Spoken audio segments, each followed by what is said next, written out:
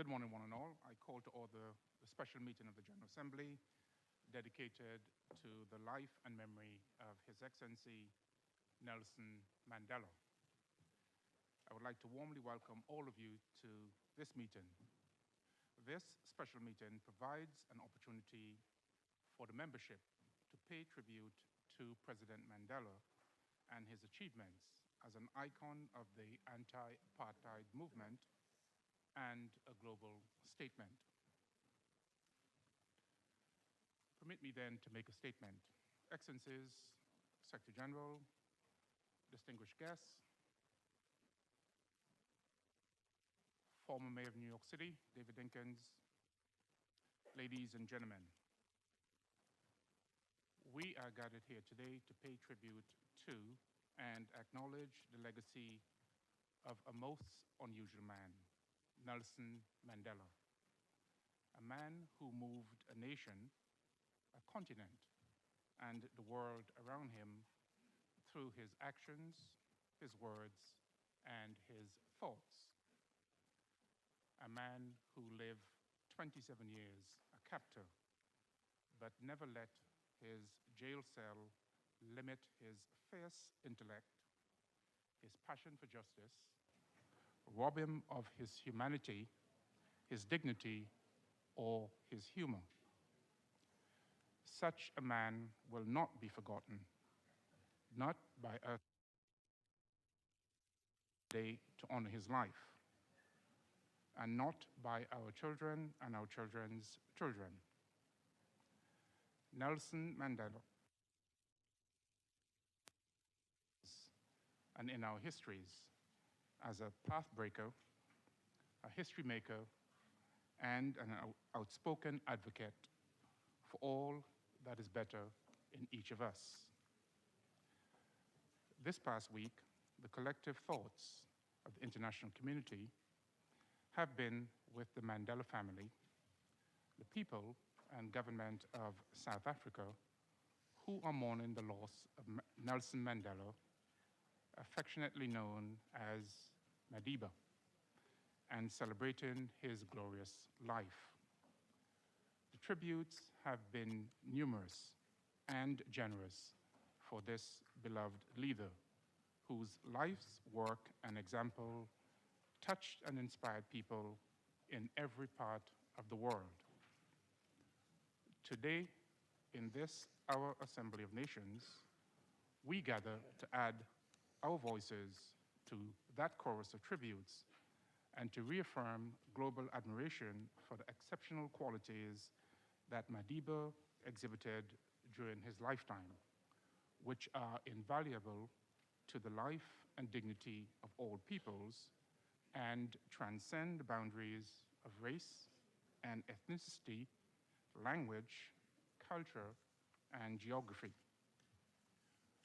We all admire the person who's able to forgive the seemingly unforgivable, whose courage overwhelms challenging and desolate circumstances, who finds hope amongst bleak and improbable odds, and who demonstrates humility even when being honored and exalted.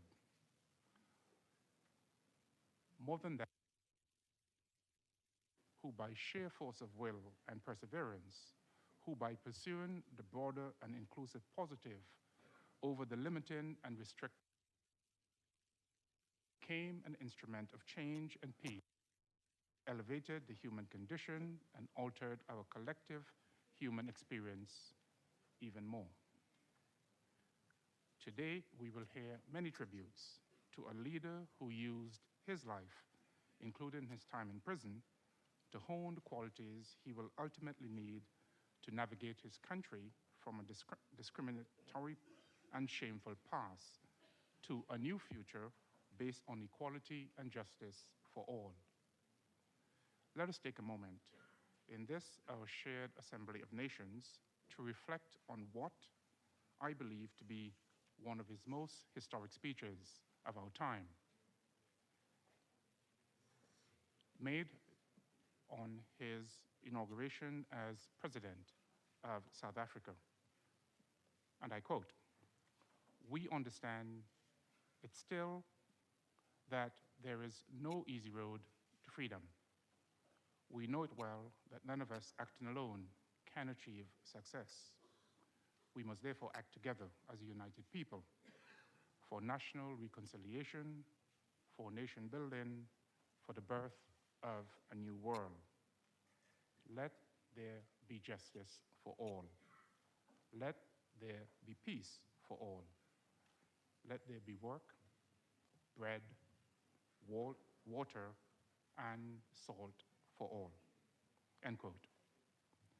Excellencies, ladies and gentlemen, as we honor him today, let us not forget that in the winter of 1964, in the desolation of Robben Island, Madiba was confined to a cell where he would spend 18 years with a bucket for a toilet and forced to do hard labor in a quarry. He was allowed just one visitor a year for 30 minutes and could write and receive just one letter every 6 months. And yet, that prisoner in that jail cell on that desolate island became a lasting symbol of his country's struggle against the cruel and unjust system of apartheid. That prisoner, when released by his captors, became a global leader and a beacon of hope in the larger struggle against injustice, intolerance, cruelty, and vengeance. This struggle goes on in both the most profound global challenges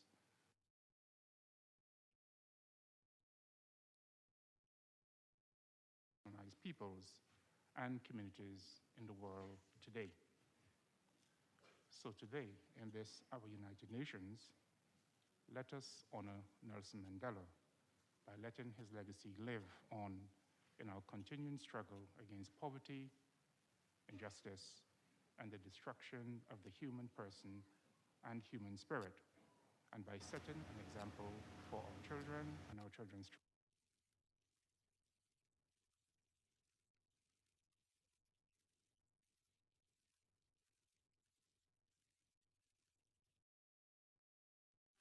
We too must work together to reduce hunger and injustice, to build lasting peace and sustainable development, to stop genocide and combat hatred.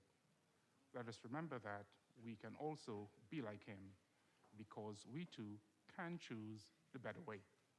Choose to work toward those causes that are greater and better than our narrow interests, and in so doing, find and nurture the best in ourselves and others. I thank you. I now give the floor to our Secretary General, His Excellency Ban Ki-moon. Secretary General.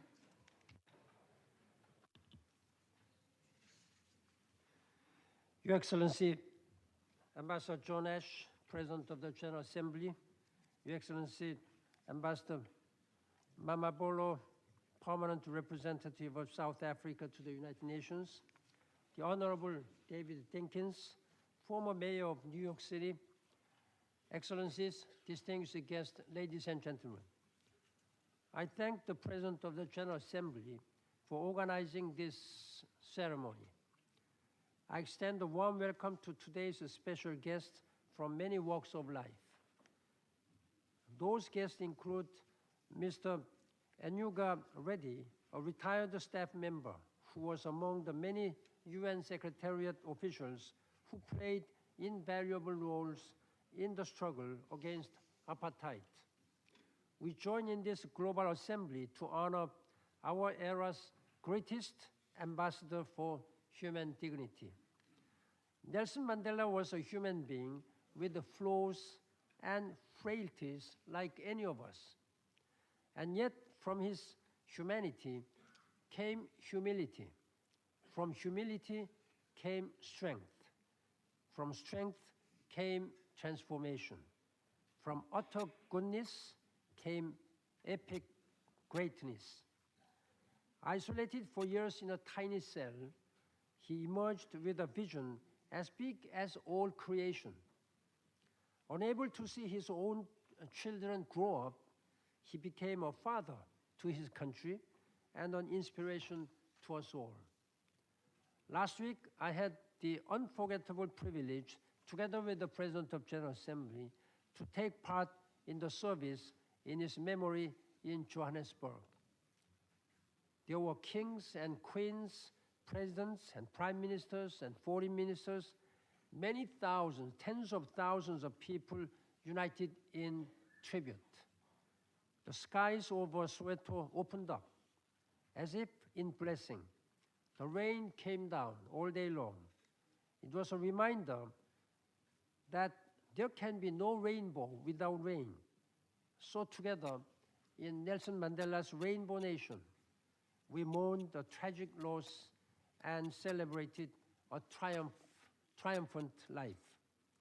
I saw once again how much Nelson Mandela meant to the people of South Africa. And the people of South Africa shared with me how much the United Nations meant to them. Their struggle was our struggle. From its earliest days, the General Assembly took on the poison of racial discrimination in South Africa. Through the years, the Assembly used every tool we had, including sanctions, embargoes, and diplomatic isolation, to bring about change. A special committee against apartheid, supported by the UN Center Against Apartheid and the Trust Fund, provided crucial support. We refused to relent. In his first address to a United Nations audience upon his release, Nelson Mandela said, I quote, "Despite the thickness of the prison walls, all of us in Robben Island could hear your voices," end of quote. Nelson Mandela came back to the United Nations again and again as president, as global peacemaker, as transcendent moral voice. Each year, we mark the International Day Against Racial Discrimination on the anniversary of the Sharpeville massacre. And of course, we celebrate Nelson Mandela International Day on his birthday, July 18th, as a way to build on his contributions and foster a culture of peace and public service. Through his extraordinary life, Nelson Mandela showed that tyranny and oppression never have the last word. Justice triumphs in the end. I can understand when some say we will never see his like again, but I see it differently. Because whenever people stand up for human rights, wherever people speak out for freedom and reach out for reconciliation, that is Nelson Mandela. That is the heritage of hope he bestowed on each and every one of us. That is our inheritance. Now it is our duty to build a better world that he showed is within our grasp. Let us follow his rainbow. Today and every day, let us be inspired by his passion, his compassion, and his undying conviction in the human spirit and the global good. Thank you.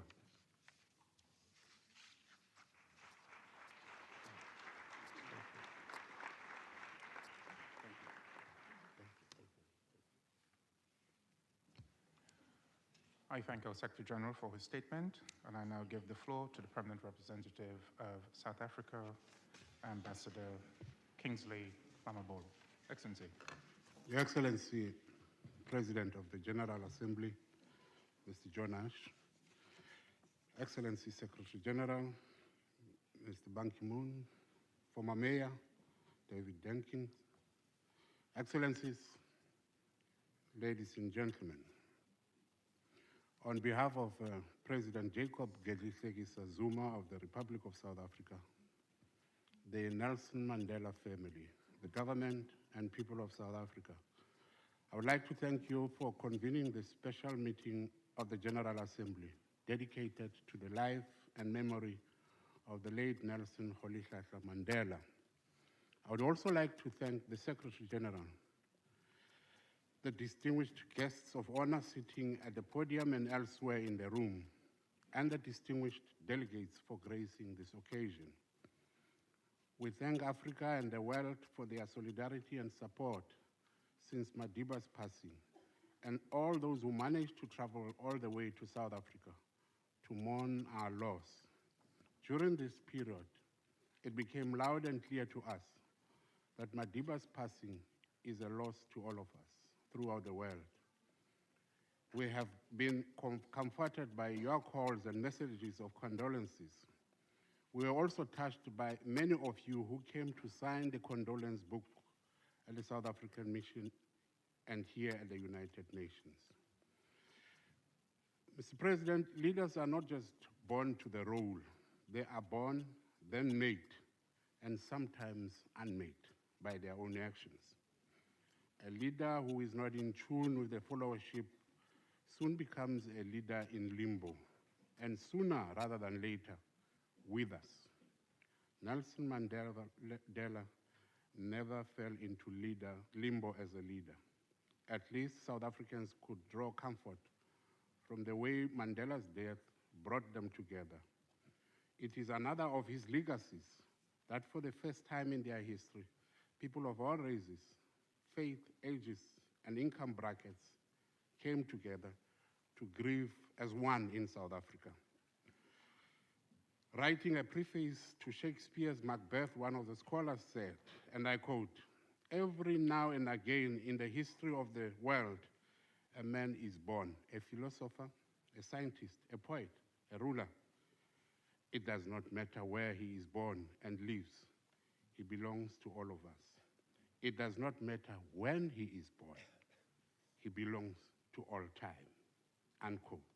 Such a man was Nelson Mandela. Mr. President, ours began largely as a romantic kind of public mourning. The kind of mourning simply eulogizes the dead and extols their greatness. The orator never critiques how the dead lived or how they even died. The eulogy, in other words, does not pose questions, but simply restates the simple facts of how the dead lived and died. Former President Thabo Mbeki proved to be an exception to this.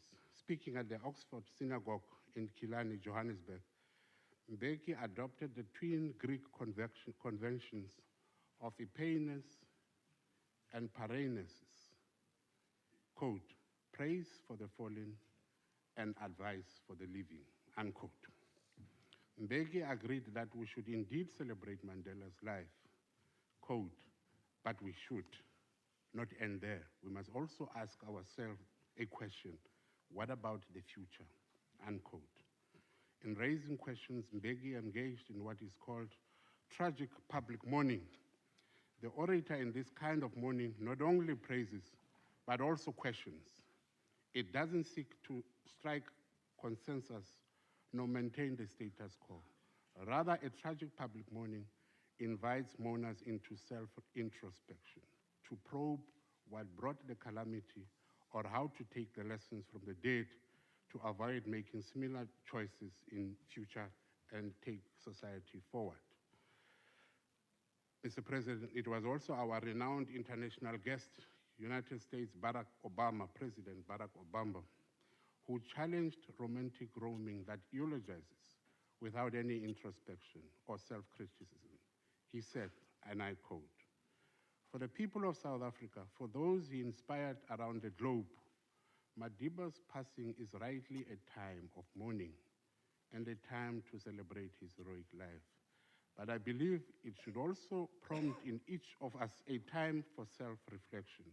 With honesty, regardless of our station or circumstances, we must ask, how well have I applied his lesson in my own life? There are too many of us who happily embrace Madiba's legacy of racial reconciliation, but passionately resist even modest reforms that would challenge chronic poverty and growing inequality. There are too many leaders who claim solidarity with Madiba's struggle for freedom, but do not tolerate dissent from their own people. And there are too many of us who stand on the sidelines, comfortable in complacency or cynicism when our voices must be heard, unquote. Obama's speech and Mbekis at the synagogue both call for interpretive, critical mourning instead of offering eulogies that absolves us of responsibility and self-questioning.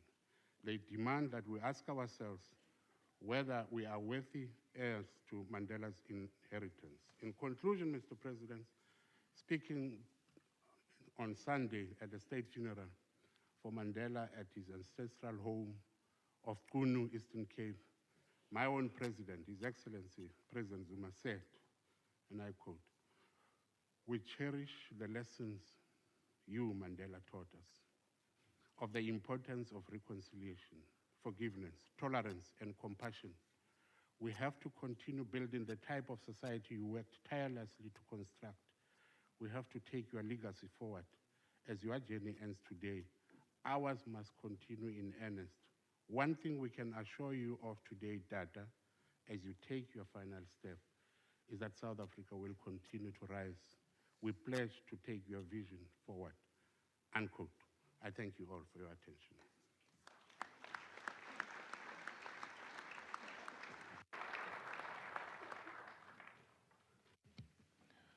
I thank Ambassador Mamabola for his statement. I now have the pleasure to give the floor to our special guest, Mr. David Dinkins, former mayor of New York City. Mr. Mayor. Thank you very much. See, we old people need help. I appreciate that. I'm delighted to be here and very pleased to see the chamber so filled.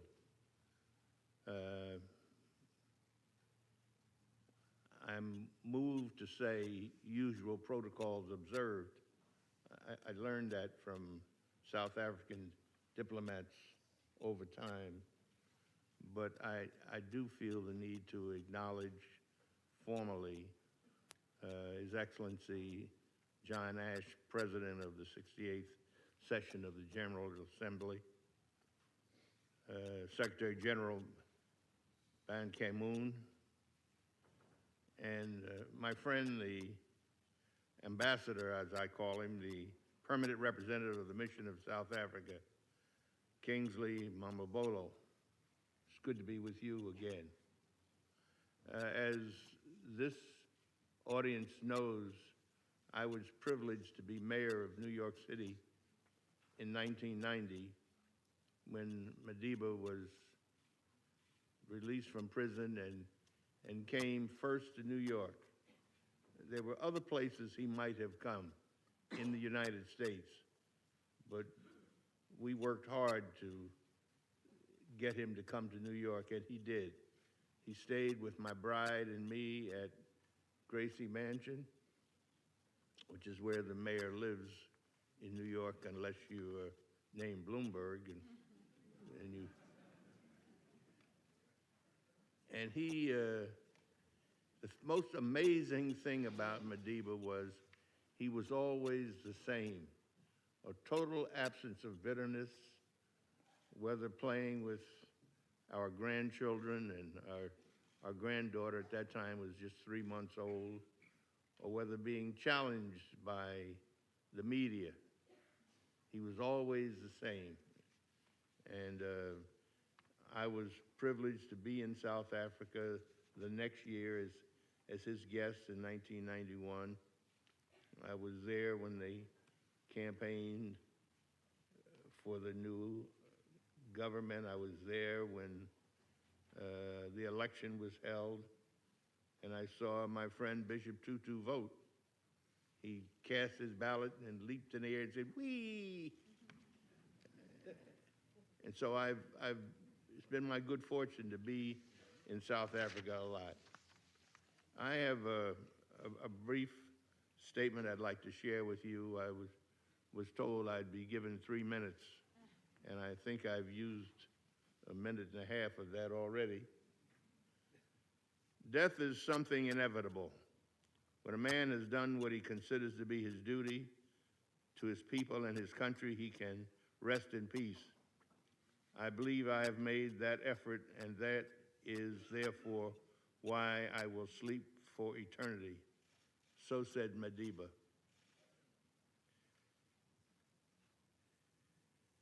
So spoke my friend nearly 20 years before his own death, as a lesson to us all to live our lives making the effort and finding the peace he has embraced at last.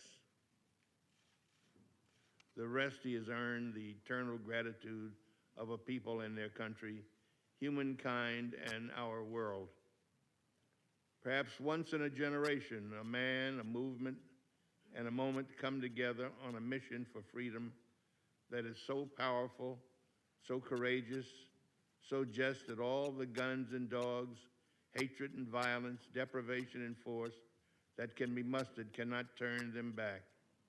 It has been our good fortune that this moment came within our lifetimes, and a great blessing that it came in the person of Nelson Mandela.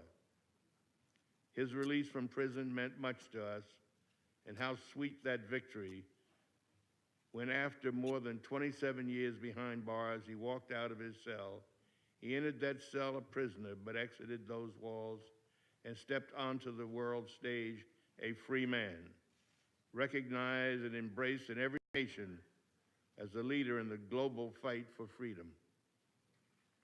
New Yorkers were among the first to welcome him as our own personal champion, when people of all races and ethnic groups showered him with ticker tape in the Canyon of Heroes this city reserves for the very few. At this moment in history, and as long as there are people who hold dear the principles to which Nelson Mandela has dedicated his life, we can proudly say, we are the soldiers of Madiba. Nelson Mandela fought the good fight. He finished his course. He kept the faith, and now he can rest. He's left us with so much more than memories. He's left us a rich legacy of his strength, a legacy of his warmth and charm, a legacy of the great gifts of his courage and wisdom. It is said, my friends, that service to others is the rent we pay for our space on earth. Nelson Mandela departed us paid in full. Let him not look down and find any of us in arrears. Each year in July, because my birthday is also in July, I send him the same message. Happy birthday, Madiba. When you're 109, I'll be 100. And we'll meet and toast one another. I won't be able to send that message anymore.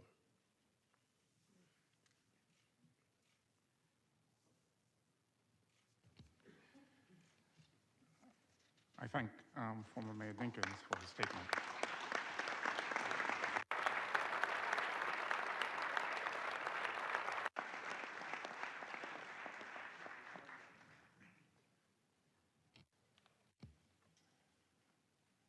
I now invite participants to view a video message from Archbishop Desmond Tutu.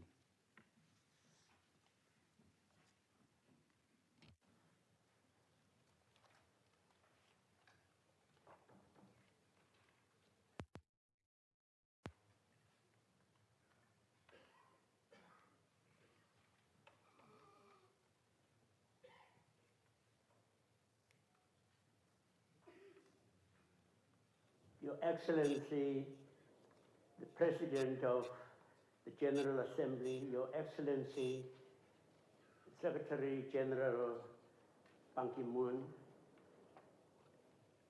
and all of you, Your Excellencies, representatives of the different countries.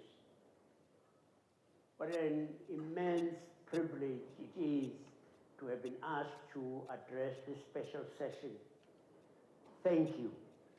May I start by thanking you and this institution because it was because of your wonderful support of our anti-apartheid struggle when you imposed a ban on South African goods and suspended the membership of the Republic of South Africa,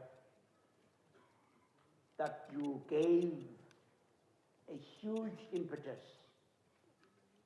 to that struggle. Imagine if Nelson Mandela had died in prison. So we thank you for having helped to release him. What can we say that has not already been said? Here is a man who went to prison angry at the awful, awful miscarriage of justice that had happened in the Rivonia trial.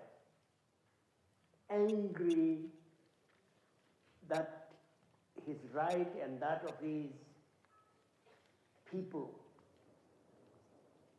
to be just human beings, that right had been subverted. And can you imagine what would have happened to our country if the Nelson Mandela who walked out in 1990 had been consumed by anger and bitterness and a lust for revenge and retribution? Our country would have gone up in smoke. Incredibly, the man who stepped out of prison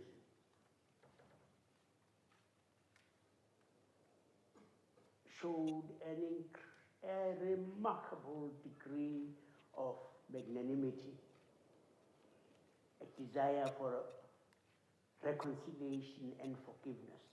And that is what he has come to be known for. He helped our country make that transition from being the pariah of the world to being the flavor of the money. The repulsive caterpillar transformed into a gorgeous butterfly. We, in thanking you, want to pledge that our country will want to become a symbol for the whole world of reconciliation, of magnanimity,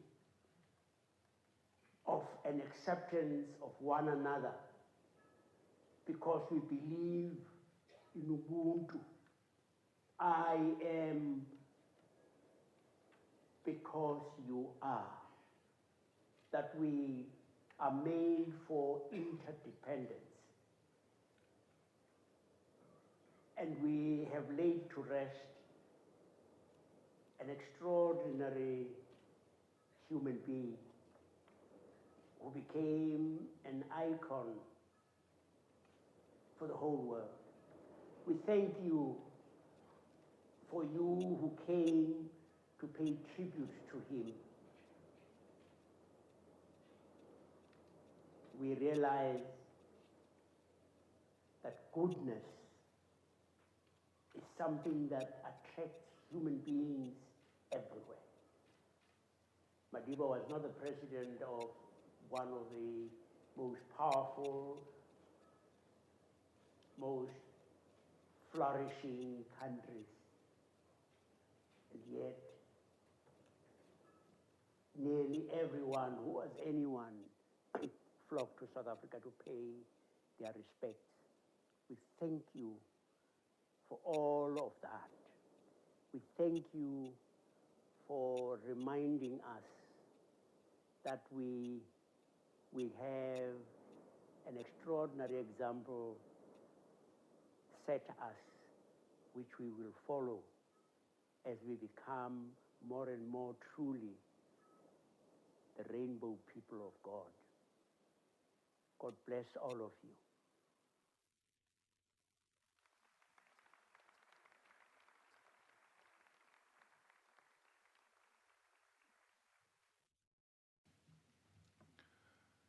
I will now open the floor to member states. In this regard, you are encouraged to limit your intervention to 3 minutes, so as to allow maximum participation by all present. First on my list is the distinguished permanent representative of Fiji, speaking on behalf of the Group of 77 and China. Excellency.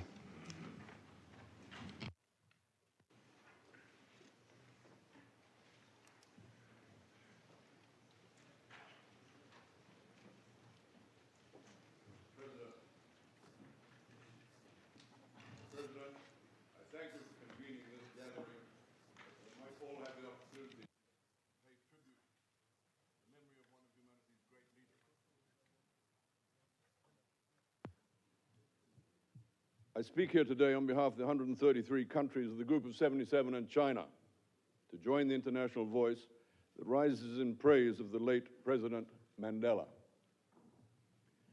At the outset, I express the group's solidarity with the government and people of South Africa, in particular with the family of the late President at this their time of bereavement. The grieving is in the first place theirs, and our respect and condolences are turned in their direction. But they should know the whole world mourns with them, and that we will forever carry forward within our lives the spirit of the late President. For his life of service and leadership has transcended to a place of universality in human history, reserved only for those leaders who have moved our communal attention away from the strife and divisiveness to which we are so prone, towards a higher moral ground where justice and benevolence rule. The world has embraced the story of Nelson Mandela's life, the human rights lawyer, the prisoner of conscience, the Nobel Prize-winning international peacemaker, and the first democratically elected president of a free South Africa. Indeed, his life is an essential page in the history of the 20th century, and many of Madiba's homilies have become part of our communal consciousness.